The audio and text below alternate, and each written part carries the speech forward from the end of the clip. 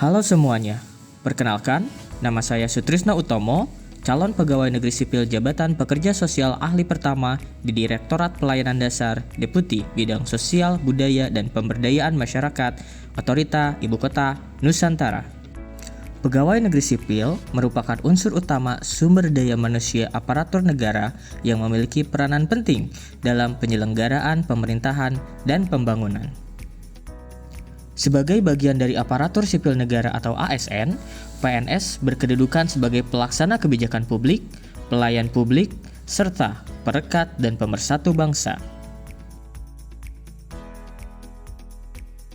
Latihan dasar calon pegawai negeri sipil atau Latsar CPNS merupakan salah satu tahapan pembinaan dan pengembangan kompetensi yang wajib diikuti oleh setiap CPNS sebagai syarat pengangkatan menjadi PNS. Selama masa penugasan di Otorita IKN, saya menemukan beberapa isu terkait perlindungan perempuan, yaitu ketersediaan kebijakan perlindungan perempuan dan layanan bagi perempuan kekerasan yang belum memadai, serta minimnya ketersediaan informasi bagi pegawai OIKN mengenai isu kekerasan terhadap perempuan. Dalam menentukan isu spesifik utama, hasil analisis urgency, seriousness, and growth menunjukkan isu ketersediaan informasi memiliki tingkat urgensi, keseriusan, dan potensi perkembangan yang sangat tinggi.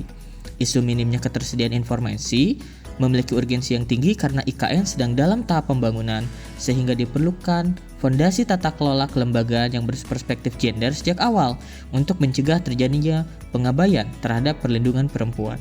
Berdasarkan hal tersebut, serta hasil diskusi bersama mentor, maka program yang diajukan adalah Ibu Kota Nusantara Aman dan Inklusif Tanpa Kekerasan Berbasis Gender. Program ini memiliki 4 kegiatan. Yang pertama adalah penyusunan paket informasi dan KIE, yaitu komunikasi, informasi, dan edukasi dalam bentuk poster. Minimnya ketersediaan informasi mengenai isu kekerasan terhadap perempuan mendorong saya untuk menyusun paket informasi yang mudah diakses oleh seluruh pihak, khususnya pegawai Otorita IKN. Secara paralel, saya melakukan penyusunan KIE dalam bentuk poster yang bertujuan untuk meningkatkan outcome, yaitu untuk menyediakan informasi mengenai isu kekerasan terhadap perempuan.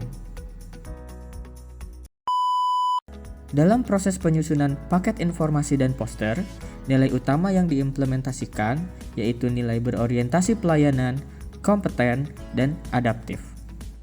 Kegiatan kedua dari program ini adalah publikasi paket informasi dan materi KIE dalam bentuk poster. Kegiatan publikasi paket informasi dan poster merupakan tahap lanjutan dari proses penyusunan materi yang telah dikembangkan sebelumnya.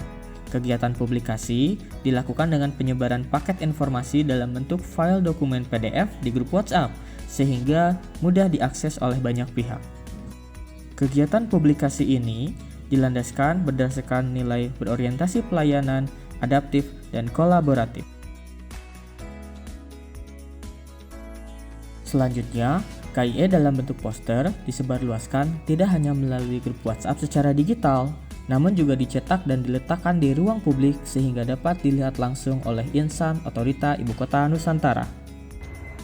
Halo, selamat pagi. Perkenalkan, nama saya Sutrisno Utomo, calon pegawai negeri sipil dari Formasi Pekerja Sosial Otorita IKN. Kegiatan saya hari ini adalah untuk menempelkan poster yang berkenaan dengan perlindungan perempuan di kawasan kantor Otorita Ibu Kota Nusantara.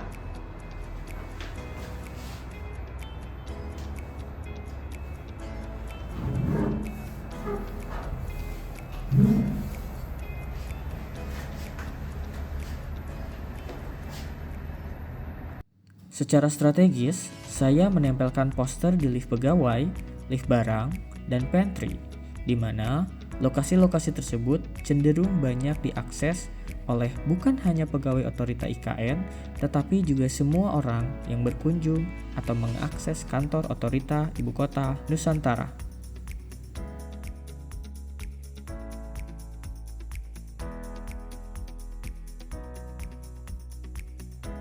Kegiatan selanjutnya dari program ini adalah kegiatan podcast.